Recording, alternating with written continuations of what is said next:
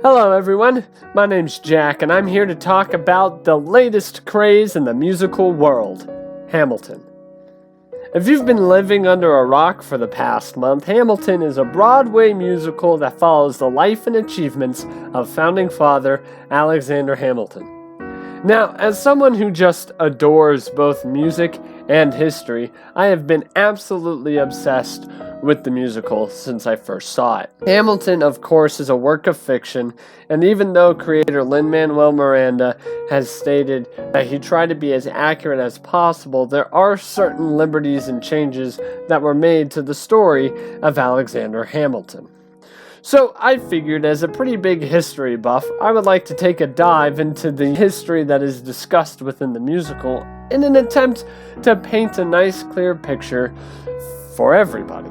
This series will be breaking down the musical song by song and addressing the historical events occurring within each scene, discussing what is accurate, what's inaccurate, and just trying to piece it all together to give everybody a nice clear understanding of the over 24 years of American history discussed within the show. Also, when I say something is historically inaccurate, I'm not necessarily critiquing the musical. It's understandable that changes were made to the story for sake of time and to make it more linear for a stage production.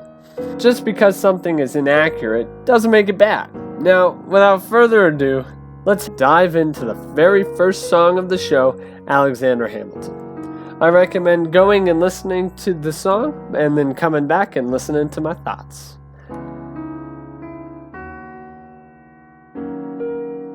The show opens up with a number that basically is meant to give the audience a brief and condensed synopsis of the life of Alexander Hamilton, specifically the events prior to his arrival in the colonies.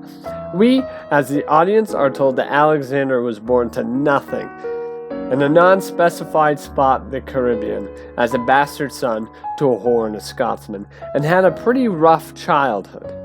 His dad supposedly leaves him and his mother at the age of 10, and by the age of 12, a sickness claims the life of Alexander's mom.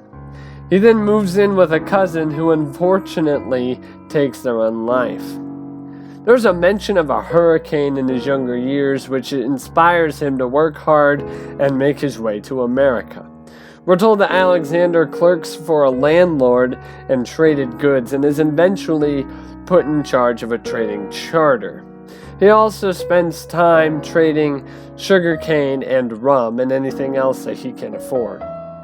When he finally arrives in New York City, he does so to attend college and receive an education.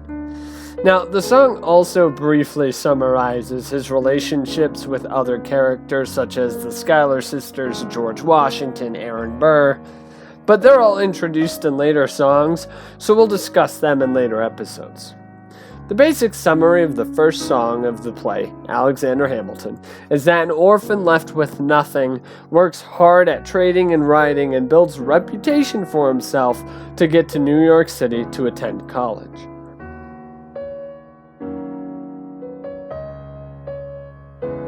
Now that we kind of have an understanding of what's presented to us in the musical, let's look at the brief history of Alexander's childhood. The interesting thing about Hamilton is that there is no clear date of his birth, only an estimation. It's believed that he was born in either 1755 or 1757. And based on the timeline of the musical, Lin-Manuel Miranda chose to go with the 1757 date.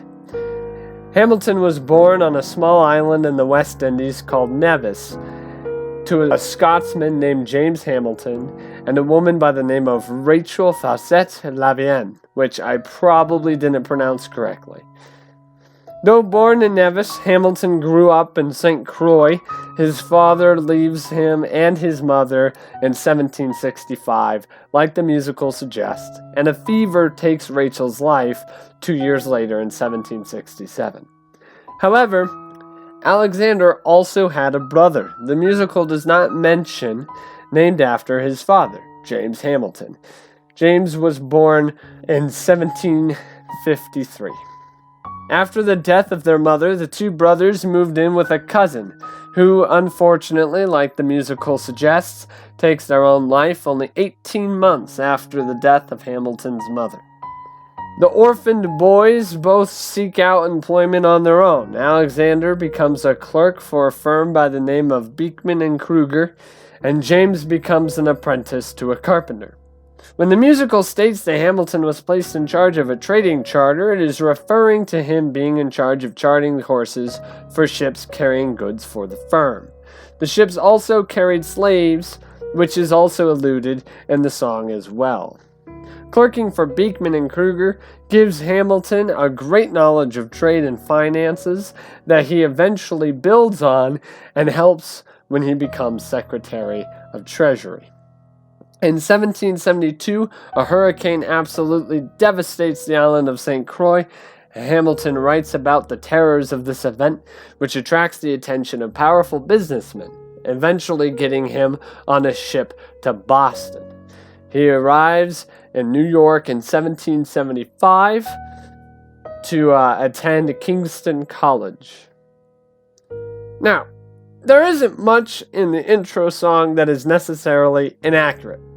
All the events described in Alexander Hamilton did in fact happen and played fundamental roles in Alexander Hamilton's life. It's just a very condensed version of the history of his childhood. Hopefully I was able to expand on the information presented by the musical. Of course, this is still pretty condensed, and if you want to learn more, I've posted links in the description below for the sources that I got most of my information. Well, that's all for this video. If you enjoyed it and look forward to more, please leave a like and don't forget to subscribe, and let me know what you think about the musical Hamilton, specifically the intro song, in the comments below. And I will see you guys next time.